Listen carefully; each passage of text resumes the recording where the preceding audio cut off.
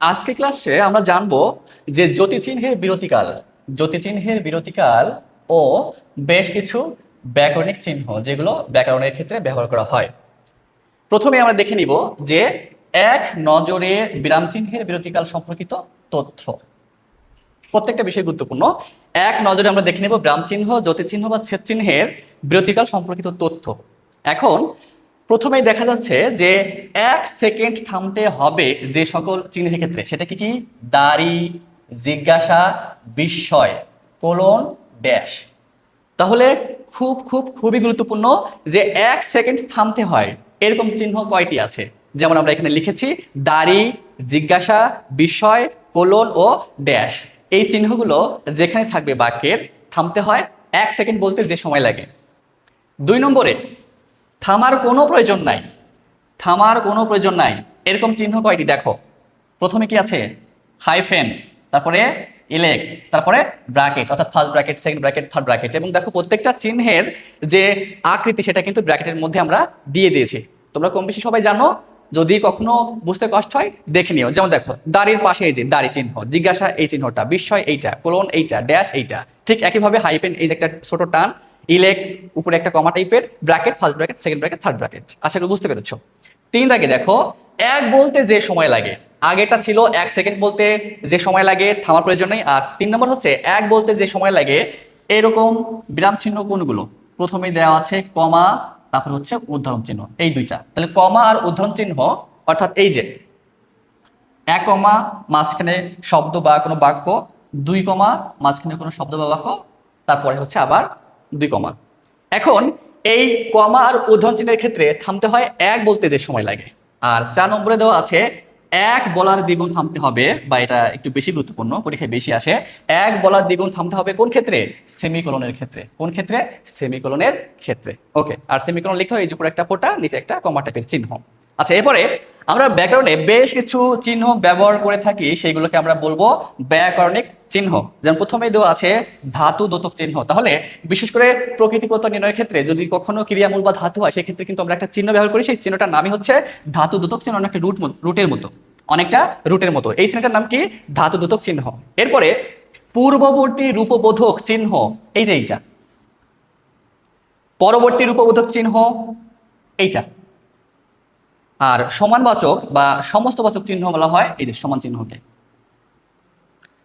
আরো দেখো জ্যোতিচিহ্ন, ছেদ চিহ্ন বা ব্রাম চিহ্ন, এটাকে ইংরেজিতে বলা হয় পাংচুয়েশন। কি বলা হয়? পাংচুয়েশন।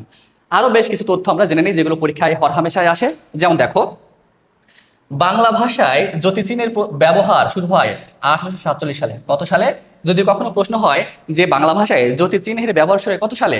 1847 সালে। দ্বিতীয়টা দেখো বাংলা ভাষায় জ্যোতিচিহ্নের ব্যবহার প্রথম শুরু করেন কে? ঈশ্বরচন্দ্র বিদ্যাসাগর। অর্থাৎ মানে আধুনিক যুগের আগ পর্যন্ত আমাদের বাংলা ভাষায় মানে 2টা চিহ্ন ছিল, একটা আছে দাড়ি, এক দাড়ি, আর একটা আছে 2 দাড়ি। মানে কোনো লাইনের শেষে 1 দাড়ি, পরের লাইনের শেষে 2 দাড়ি, কবিতার ক্ষেত্রে। কিন্তু আধুনিক যুগে এসে ঈশ্বরচন্দ্র বিদ্যাসাগর প্রথম ইংরেজি ভাষার অনুকরণে তিনি কি করলেন? আমাদের বাংলা ভাষায় জ্যোতিচিহ্নের বা ব্রাম চিহ্নের ব্যবহারের প্রচলন তিনি প্রথম শুরু করেন। তাহলে দ্বিতীয় প্রশ্নটা কি? বাংলা ভাষায় জ্যোতিচিহ্নের ব্যবহার প্রথম শুরু করেন কে? ঈশ্বরচন্দ্র বিদ্যাসাগর। কত সালে? 1847 সালে। তারপরে দেখো ঈশ্বরচন্দ্র বিদ্যাসাগরের প্রথম মুদ্রিত গ্রন্থ নাম হচ্ছে বেতাল পঞ্চবিংশতি। বেতাল পঞ্চবিংশতি। আর এটা প্রকাশিত হয় কত সালে? 1847 সালে। তাহলে ঈশ্বরচন্দ্র বিদ্যাসাগরের প্রথম মুদ্রিত গ্রন্থের নাম কি? বেতাল পঞ্চবিংশতি। এবং সেটা প্রকাশিত কত সালে?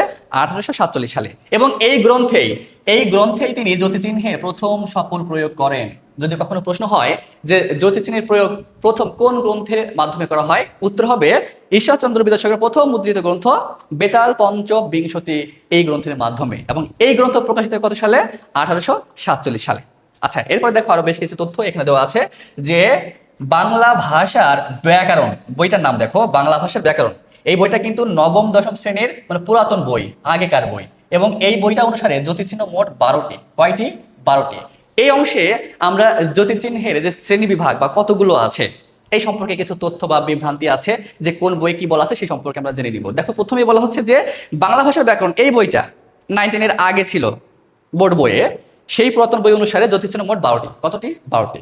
আপডেট হওয়ার পরে, একটু আধুনিক হওয়ার পরে দেখো পরের যে গ্রন্থটা সেটা হচ্ছে যে বাংলা ভাষার ব্যাকরণ ও নির্মিতি, অর্থাৎ এখনকার 9-10 যে নতুন বইটা তার নাম হচ্ছে বাংলা ভাষার ব্যাকরণ ও নির্মিতি।